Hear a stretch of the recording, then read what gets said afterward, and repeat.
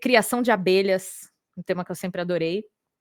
E aí eu fui indo, mas eu sempre sentia que estava faltando alguma coisa e fui me envolvendo com politizar cada vez mais, né, as discussões, e acho que isso foi o que me levou para o caminho que eu estou agora, que é onde eu estou mais feliz.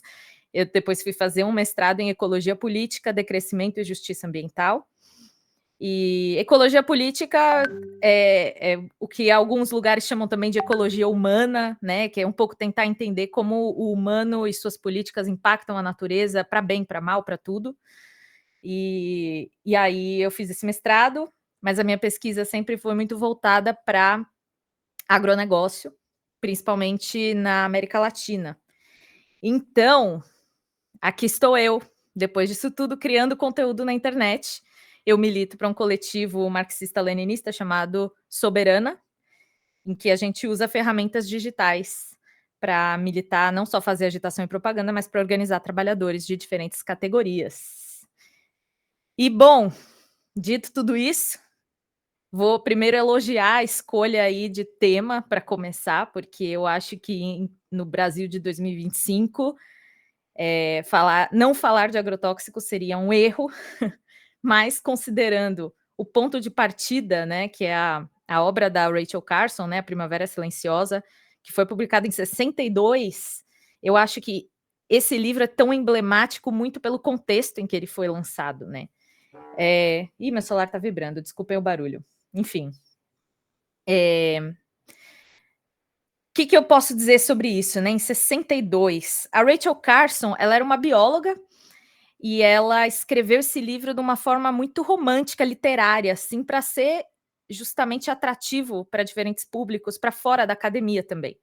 E esse livro, ele é enorme, e ele tem muitas histórias específicas de diferentes lugares que ela conheceu que foram afetados por agrotóxicos, que na época que ela escreveu, nem eram tão abundantes e acessíveis para os produtores por aí como é hoje. Mas ela estava nos Estados Unidos, ela pesquisou muito o tema para publicar esse livro, e ela foi chapiscada na academia, porque menosprezaram ela de todas as formas, por ela ser mulher, por ela estar falando contra uma indústria que podia salvar a produção de alimentos. E uma coisa muito interessante que ela fala, já na época, em 62, é que já tinha nos Estados Unidos excesso de produção, excedente de produção de alimentos. Então já temos uma coisa que até hoje temos também, só que agora a gente tem quase no mundo inteiro, eu acho, excedente de produção de alimentos. E aí, o que estava acontecendo em 62 nos Estados Unidos? Estava surgindo essa indústria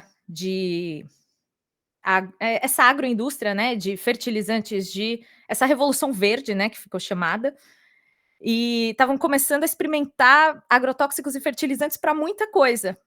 E, curiosamente, ambos os produtos foram muito ligados à indústria de guerra nos Estados Unidos. Então, por exemplo, na Guerra do Vietnã foi muito usado o agente laranja, que é um agrotóxico que é usado até hoje, e foi muito usado para abrir mata no Vietnã e conseguir abrir espaço para as tropas americanas entrarem. A gente via isso primeiro sendo aplicado ali nos Estados Unidos. Os fertilizantes também foram uma forma que foi encontrada de reutilizar muito material de guerra da Segunda Guerra, ou seja, anterior ainda. Então tem todo um contexto de guerra envolvido com agrotóxicos. E, curiosamente, foi nos anos 60 que aqui no Brasil, ao mesmo tempo, a gente estava vendo um monte de ligas camponesas se espalhando pelo país, que eram camponeses lutando por terra, que é uma coisa que sempre vai ter no Brasil, sempre teve e sempre vai ter, né? E essas ligas camponesas eram muitas pequenas organizações pulverizadas pelo país inteiro, e isso estava gerando muito medo nas elites agrárias. E a gente sabe hoje, né, depois de tantos anos, que isso, a forma que os latifundiários... Ai, gente, o gato vai passar na minha frente. Aí, ó. Desculpem.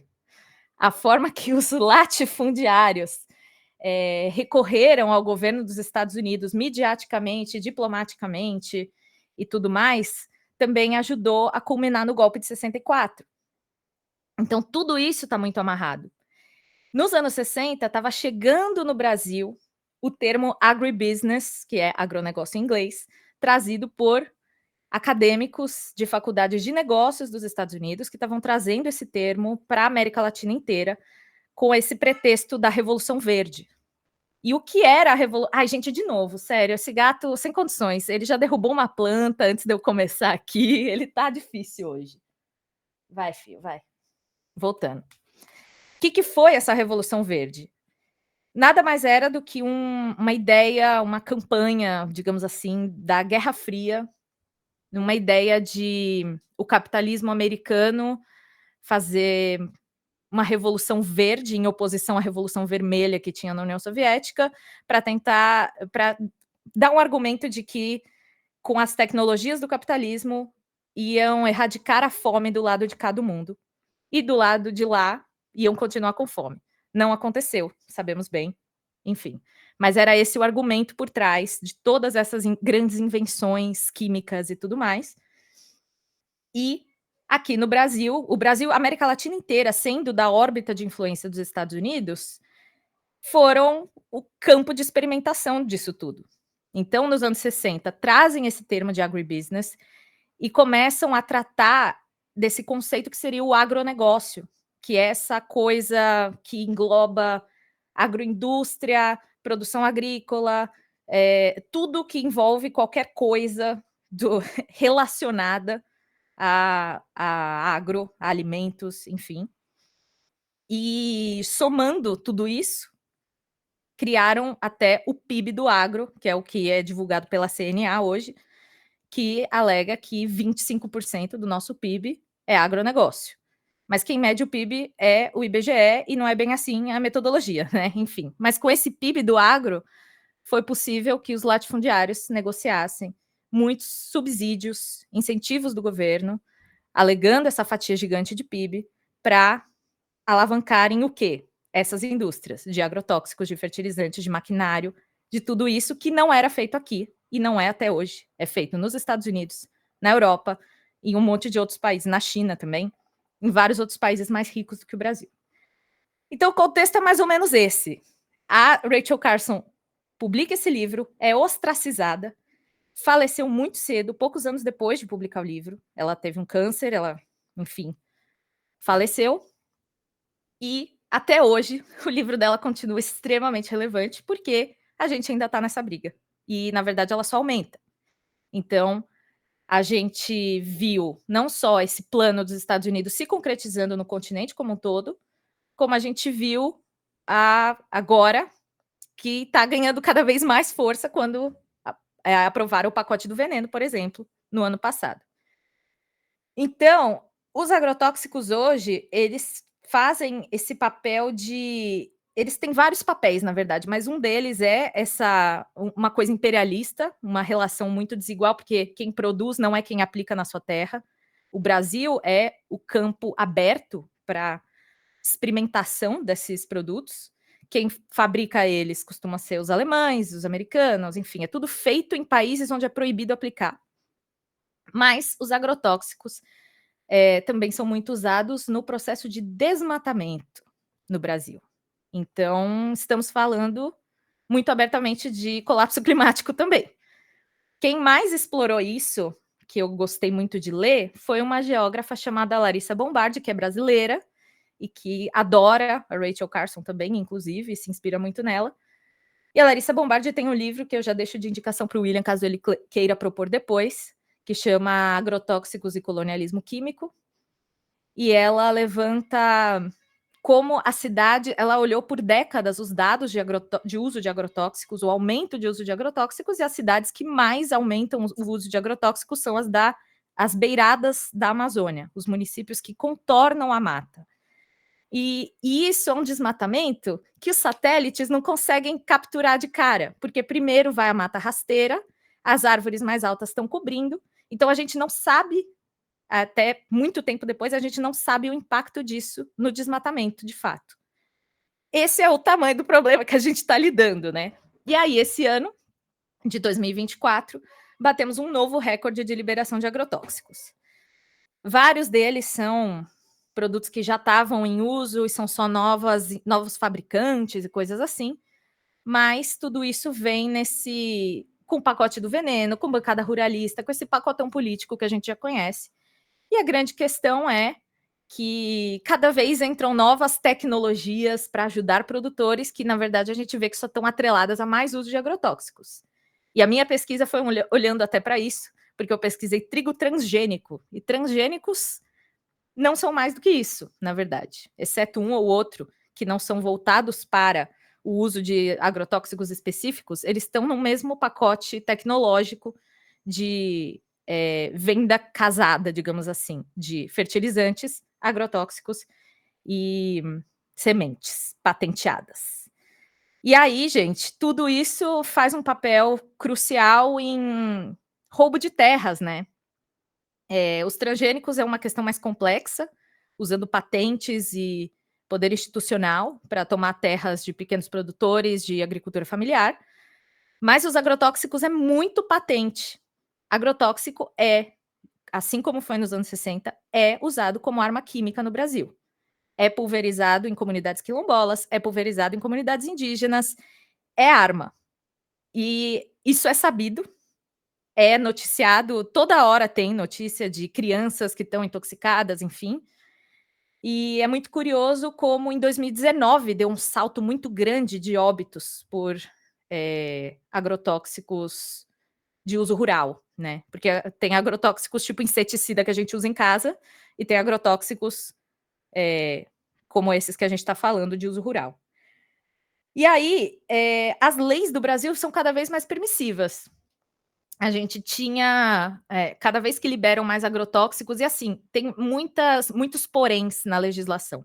Tem muito agrotóxico que entra como fertilizante foliar, e aí você vai ver, e na verdade ele é um agrotóxico, e ele está passando para driblar a regulação, né? A fiscalização dos órgãos responsáveis e competentes, que hoje em dia praticamente não existem mais, porque o pacote do veneno, dentre várias coisas que ele modificou, ele tirou a autonomia da Anvisa, do IBAMA, de controlarem a entrada desses produtos e deu autonomia completa ao Ministério da Agricultura e Pecuária, que a gente conhece, né? Dessa forma, não tem nem como eu dizer agora só jogar a culpa no Lula como eu jogava no Bolsonaro antes, porque esse pacote passou e agora ele só tem que sentar e ficar olhando. Basicamente, nossos órgãos de cuidar da saúde não importam mais diante desse cenário. Só importa o interesse do agronegócio. Então, tá posto isso aí, né? Contaminação de água, a gente sabe que as doses de glifosato permitidas na água, doses máximas, são 5.000 vezes maiores do que na Europa. Isso é só um dos agrotóxicos que tem no Brasil, o mais usado. E essa quantidade, graças a Deus, a gente não costuma ver água saturada disso. Mas se estivesse, era o suficiente para matar uma criança de 4 anos, a quantidade que é permitida por lei. Então, estamos falando de um problema bastante sério e que, graças a Deus, por sorte, não é comum encontrar água com tanto, porque a gente podia estar vendo as crianças morrendo direto, intoxicadas, com intoxicação aguda por agrotóxicos. E aí, tem muitos outros produtos, tem uma infinidade, tem milhares e milhares de agrotóxicos liberados aqui, quantidades obscenas. E a questão é que, pelas nossas instituições, não está sendo muito fácil fazer combate a tudo isso. A gente está vendo muitos movimentos fazendo frente, como é o caso do MST, que está buscando cada vez mais reforçar essa coisa agroecológica. Todo mundo que trabalha com agricultura sabe que o MST é um dos poucos que dá para se confiar que é orgânico agroecológico bacana e tudo mais, desculpem. E só que esse mesmo MST que ajudou a eleger o governo Lula e sempre dá um jeito de colocar alguns deputados, fazer um pouquinho ali, não tem como bater de frente com a bancada ruralista, que é mais da metade do nosso Congresso. Então, pelas instituições, vai ser muito difícil a gente fazer grandes conquistas. E aí, nesse sentido, Graças a Deus vocês se apresentaram antes e eu vi que muita gente aí já é organizada e já luta e tudo mais, mas a nossa saída é a mesma que Lenin já dizia antes, é a organização. A gente tem que lutar contra constantemente. E como eu expliquei no começo, né, que veio toda essa ideia das ligas camponesas, do agribusiness e não sei o quê, não dá para a gente combater agrotóxicos sem combater a questão agrária do Brasil, que é uma chaga aberta, que é talvez a luta mais difícil que a gente tenha, porque é com esse tanto de terra e capital que essa galera forma a bancada ruralista e tem o poder político. Então, acho que essa é, pelo menos, a minha esperança, né? Que a gente consiga se organizar para fazer um combate, para fazer essa luta de verdade. E eu não estou dizendo se organizem para ir no campo armados, matar jagunços, enfim, não. Estou falando se organizem para fazer uma luta coordenada, inteligente, estratégica. Não necessariamente requer que vocês vão diretamente pôr a mão na terra, em armas, em coisas assim, mas precisamos fazer mudanças estruturais. E para isso temos muitos passos pela frente. Então, acho que o básico é isso. Na Soberana, a gente não faz diretamente luta pensada na terra, porque a gente acredita que é com uma revolução socialista que a gente vai conseguir. Então, a gente faz uma luta mais ampla, mas a gente não acredita, como eu disse, né? A gente não acredita muito que pelas instituições vá rolar, apesar de ter, né, um projeto de reforma agrária que é sempre discutido e tal, que tramita no Senado, no Congresso e tudo mais, mas ele é um projeto que não nos contemplaria, porque o que o INCRA propõe é a compra. O latifundiário tem um espaço improdutivo, quer dizer, se for um latifúndio produtivo, já não entra na história, o que já é um absurdo, porque tem muito latifúndio produtivo aplicando agrotóxico loucamente, mas enfim, o latifúndio improdutivo está lá sem nada, se alguém ocupa, o INCRA compra essa terra do latifundiário, ou seja, o cara sai ganhando ainda. Para nós, isso é quase fazer um favor para os caras, para os latifundiários, e nós achamos isso um absurdo. Então, para nós, não tem nada de incrível na proposta de reforma agrária que é discutida hoje. A gente acredita que tem que ter. Os maoístas chamam de revolução agrária, né? Que é tomar as terras e redistribuir elas, mesmo. Todas elas. Como, aliás, foi feito. Até na Coreia do Sul foi feito um negócio mais parecido com isso do que uma reforma como a que tramita aqui. Mas, enfim. A gente tenta, claro, a gente usa as ferramentas digitais, então óbvio que a gente também não consegue fazer grandes coisas no campo e falando com os camponeses e tal, mas a gente tem alianças com movimentos que sim, desde o MST até algumas células da UP que estão em lugar, a UP é a Unidade Popular, né, que estão em alguns lugares mais próximos do trabalho do campo. E é isso, da Soberana a gente tenta fazer a luta socialista. E aí é o que vem daí. Porque a gente também entende, a questão agrária ela é muito central, eu acho, na luta socialista, porque ela é como se fosse o meio de produção fundamental, né? É o primeiro, é o maior, é o que mais é o maior meio, é o mais primordial meio de produção, né? Se você tem terra, você consegue ter minérios, agricultura, você consegue fazer tudo. Eu acredito muito, particularmente, a agricultura urbana como uma. Eu acho principalmente relevante quando a gente discute a questão dos fertilizantes, que não está descolada da questão dos agrotóxicos, né? Mas uma das questões, até quando o Marx escreveu sobre, né, questões de terra, de agricultura e tal, e esgotamento de recursos, ele fala muito sobre como é limitado o quanto a gente vai conseguir fazer agricultura no campo que supre as necessidades da cidade, porque a gente não consegue ciclar nutrientes. Então já começa errado aí, né? Tudo que a gente puder plantar na cidade economiza em logística, em fertilizantes, porque a gente consegue ciclar esses nutrientes num lugar só, e tem um potencial de fazer um enfrentamento também na questão da especulação. Então a gente que fala de São Paulo, né? A gente tem muito lugar vazio, muitos também sendo ocupados, graças a Deus, né? Mas a gente tem muitos terrenos baldios, a gente tem muito espaço sem uso. Uma reforma urbana é crucial para a gente frear muitas coisas, né? Mas a agricultura urbana, eu não acho que ela vai ser capaz de suprir toda a demanda de uma cidade como São Paulo, por exemplo. Eu não vejo isso acontecendo. Mas, em vários contextos, eu acho que cabe muito como uma forma de guerrilha também. Eu acho absurdo que a prefeitura tem, não sei atualmente quantas, teria que pesquisar, leiras de compostagem, e elas são, e todo o humus e todo o biofertilizante vai para canteiros de flores da prefeitura. Isso é um absurdo. Aliás, ter canteiros de flores da prefeitura eu já acho meio, mas enfim, é muito espaço usado para ignorar a necessidade humana, sabe? Para especular, enfim. Então, eu adoro, particularmente. Acho que é uma excelente forma de também, assim, tem várias questões, né? A gente vê, por exemplo, Cuba tem muitos problemas, a gente sabe, e eles carecem de coisas básicas para fazer agricultura e tudo mais, mas isso forçou eles, nos anos 90, a investirem em conhecimentos agroecológicos, até certo ponto, para conseguir suprir ali a demanda interna deles de alimentos. E eles têm muita horta urbana, e para eles tem feito um papel de ocupar idosos, de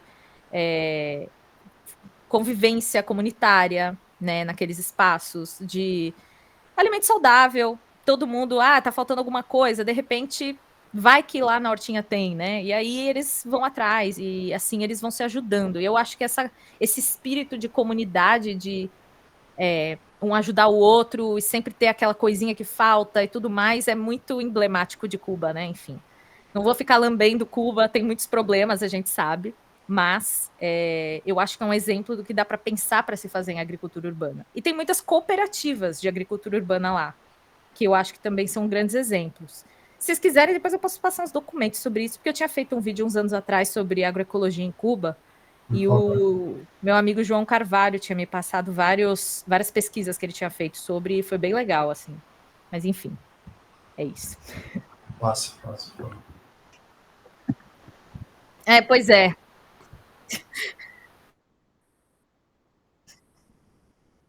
Ele é incrível. É.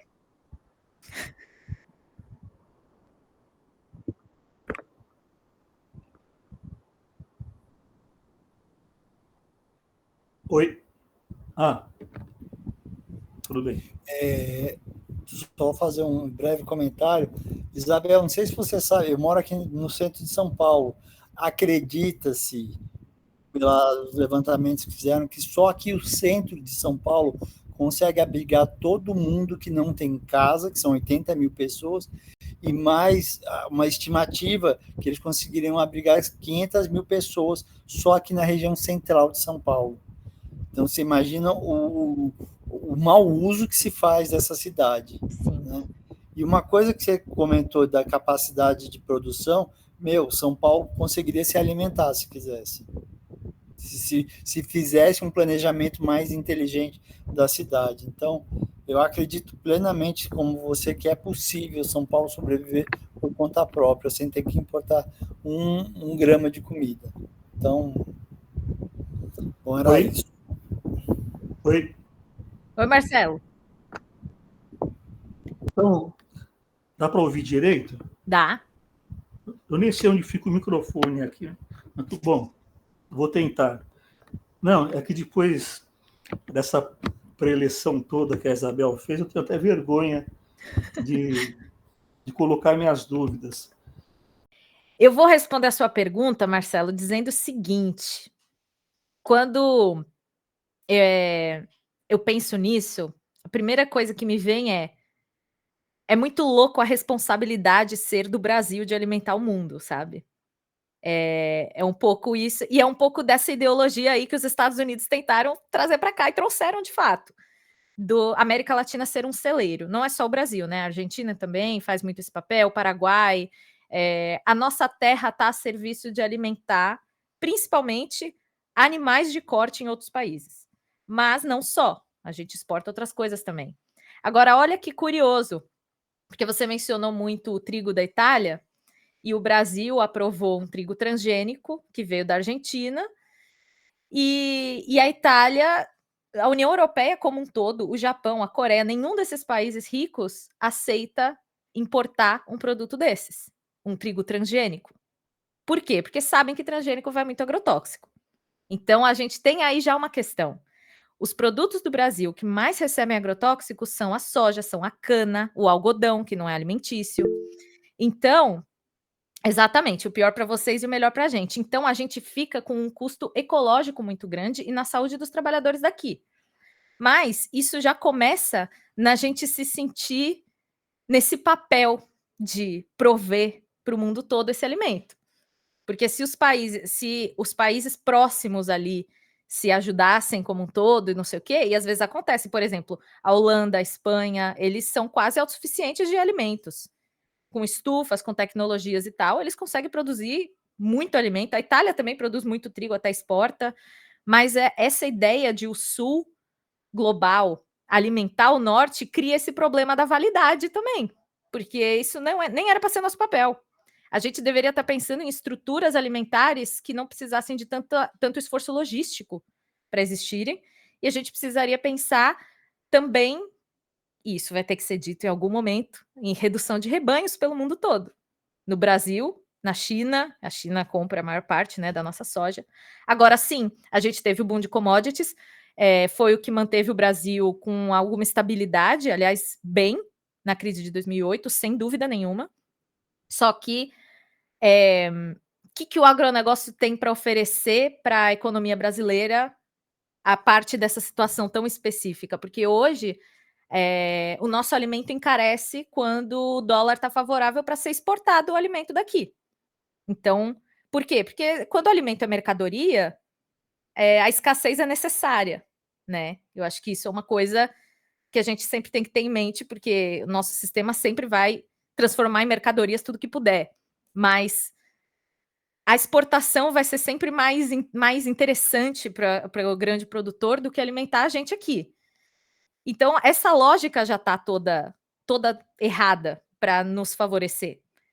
Então, hoje a gente vive isso, a gente tem um agronegócio que as grandes propriedades devem mais de R$1 trilhão para a União. Então, a gente não pode se aposentar porque os caras não pagam. Isso só de imposto rural, eu nem estou falando de plano safra, de crédito que eles recebem, que aí seriam outros sei lá quantos bilhões.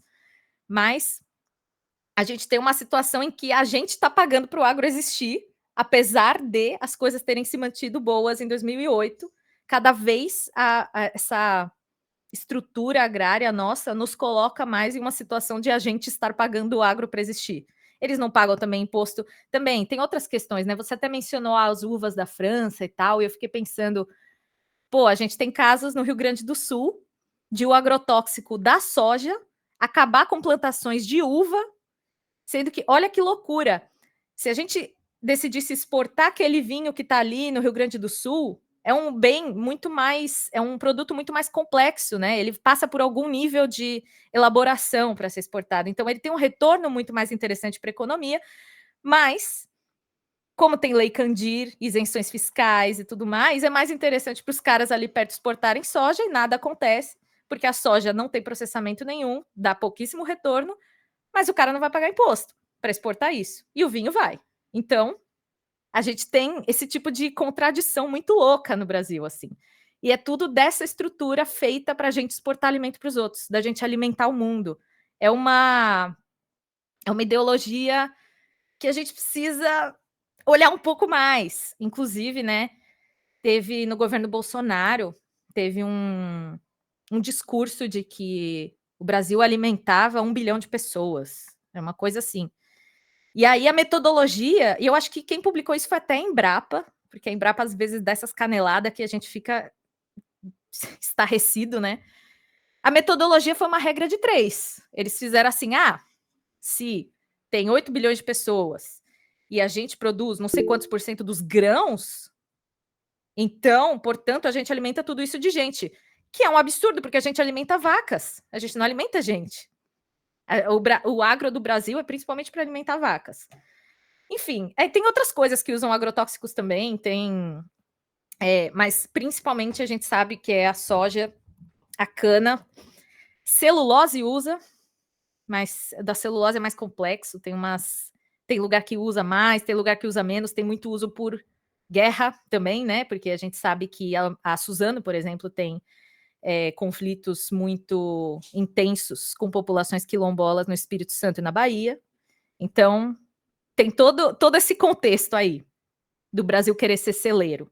Então, eu vou colocar essa sementinha, mas eu entendo a sua inquietude, porque eu acho que eu tinha muito essa dúvida antes, mas eu acho que tem uma coisa de ordem mundial que precisa ser um pouco mexida, para a gente poder pensar nisso com um pouco mais de pé no chão. E eu acho que para isso também vale ler o livro da Rachel Carson, porque ela, como bióloga, o que ela mais vai olhar nesse livro é como o agrotóxico afeta a cadeia trófica como um todo. Então, como a água contaminada com agrotóxico vai envenenar a larva do mosquito que o peixe vai comer, e o peixe não come uma larva só, ele vai comer um monte, então ele vai acumulando esse agrotóxico, e aí depois ele vai ser comido pelo ser humano, mas o ser humano também não vai comer um peixe só, às vezes ele vai comer um monte, enfim. Como isso vai se acumulando, principalmente na gordura do corpo. Então, sim, produtos de origem animal têm agrotóxicos. Às vezes mais do que vegetais. Mas, enfim, isso também é um assunto. Agora, você perguntou se tem solução? Tem várias. A gente tem controle de pragas mecânico, alelopático, tem tudo quanto é coisa, mas tem um livro que... Primeiro leu da Rachel Carson, para entender primeiro as coisas. Mas eu deixo a indicação também, porque eu não canso de indicar esse livro desde 2020, que ele se chama A Dialética da Agroecologia. E ele foi escrito por um cara que faleceu, acho que no ano retrasado. Ele foi presidente da Embrapa. Ele tem muita, muita experiência em fazendas, em produção agrícola e tudo mais. E ele defende categoricamente que a gente precisa abolir fertilizantes agrotóxicos e o arado. E ele explica muito bem como o uso da própria microbiologia do solo tropical é crucial para você nutrir as plantas, para você espantar pragas. E ele defende, no final do livro, ele não está nem pensando revolucionariamente igual eu, que eu quero revolução agrária, eu quero tocar o terror. Ele não está pensando nisso, ele está pensando na gente manter um agronegócio como existe, mas que ele alega ser possível e mostra como, com as várias experiências dele, produzir tudo em grande escala, usando alguns princípios agroecológicos. É um livro fenomenal, de verdade, já li ele umas 5 vezes, sei lá. Mas, óbvio, não tem milagre, e assim, é aquela história que eu falei. Eu, como marxista, eu vejo um empecilho de poder político, né? Então eu posso até olhar para o livro dele com todas essas propostas e falar, ai, é isso que a gente tem que fazer, vamos promover isso. Mas eu não acho que é do interesse de quem está no poder. Então, para mim, vai passar por outras questões.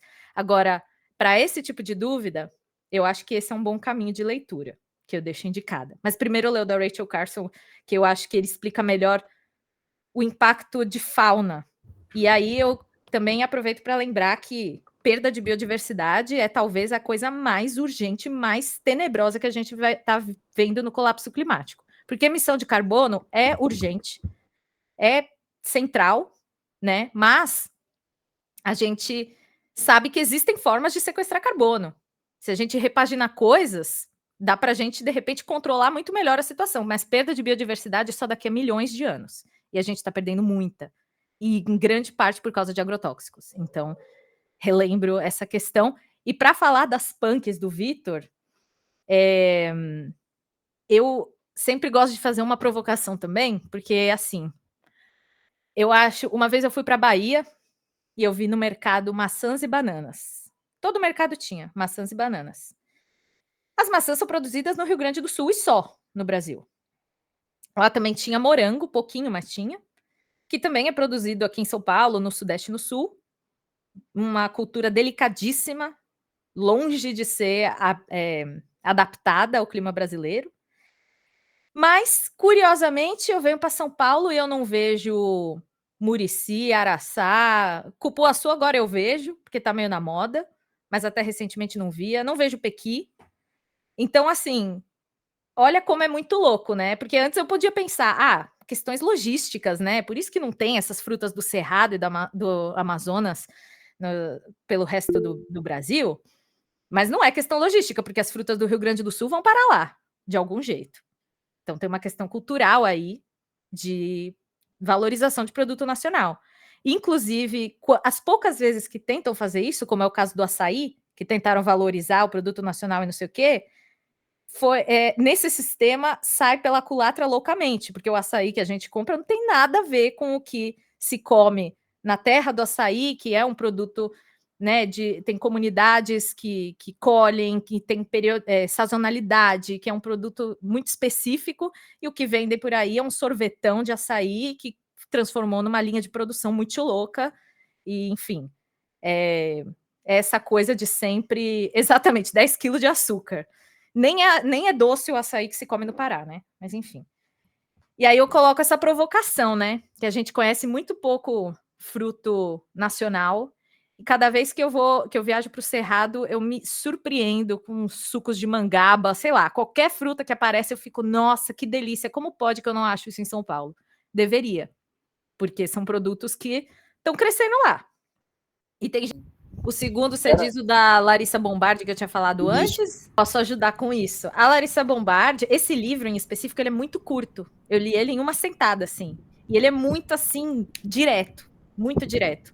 Mas a Larissa, ela pesquisa agrotóxicos há muitos anos. E ela tem muita publicação. Então, também recomendo, posso passar vários para vocês, porque eu usei muita fonte dela para fazer no meu mestrado. Eu, inclusive, fui agradecer ela pessoalmente, porque eu fiquei apaixonada, assim, pelo trabalho que ela faz, enfim. E a Larissa Bombardi, vale lembrar que ela tá exilada, tá? Ela mora na Bélgica, porque no governo Bolsonaro ela começou a sofrer umas ameaças dos latifundiários, porque é isso que dá quando a gente mexe com essa galera. Eu nem sei como que eu não fui ameaçada ainda, eu acho que é porque eu tô organizada e eles sabem que eu não tô sozinha, mas, enfim. Na pesquisa tem muito disso. E ela abre o livro do Agrotóxicos e Colonialismo Químico citando a Rachel Carson e falando sobre como é difícil ser uma mulher na academia, como é difícil ser uma mulher que está peitando uma lógica produtiva dentro da academia também, porque a gente sabe que financiamento de pesquisa, principalmente pensando nos Estados Unidos, vem muito da iniciativa privada, então você tem que sempre ir acompanhando esses interesses. E a Larissa é uma dor que ela tem, né? Ela não poder estar aqui, enfim. Mas vale muito a pena, ela tem muita coisa. E ela fala muito não só da questão agrária, das desigualdades do campo, como ela pega muita teoria marxista, então eu gosto muito dela. Ela põe muitos mapas, é muito legal de ver, assim, ela é muito visual, porque ela é geógrafa, né? Então ela põe muito mapa. E ela fala muito também da questão dessa modernização da agricultura, né? Que se fala muito, esse agro 4.0, 4.0, sei lá o quê. E ela fala, quem está acessando agro 4.0 é quem? Porque a gente tem, a maior parte dos agricultores do Brasil está vivendo de subsistência, malemar tem acesso a qualquer tecnologia até de controle de praga, né? Se a gente pensar, porque também custa dinheiro. Então, falou dos latifúndios de água, porque ele é um livro escrito por, eu acho que Mike Davis é britânico, se eu não me engano, mas ele escreve esse livro contando várias histórias pelo mundo de como as colônias sofreram uma violência brutal de suas metrópoles em contextos de algum, tipo, para intensificar o sofrimento de algum evento climático, digamos. Então, no Brasil tem questão de seca, tem o El Niño, fala da fome de Bengala, tem vários, tem na China, tem várias histórias, é um livraço desse tamanho, assim. Mas escrita jornalística tem o lado bom também, que costuma ser mais fácil de ir lendo, ela é mais gostosinha de seguir. Então, é uma indicação que eu deixo, que eu adoro esse livro. Muito ecologia política total, assim, eu amo. Mas é isso, assim, gente, queria agradecer vocês. Eu acho que foi ótimo o encontro. Acredito muito nesses grupos de estudo, ainda mais na forma que o William está fazendo com isso, de pensar também a ação sempre, não deixa de ser uma forma de organização também. Então, é isso, assim. Vocês fizeram ótimas perguntas e apontamentos, eu adorei. Eu adorei. E é isso. Obrigada.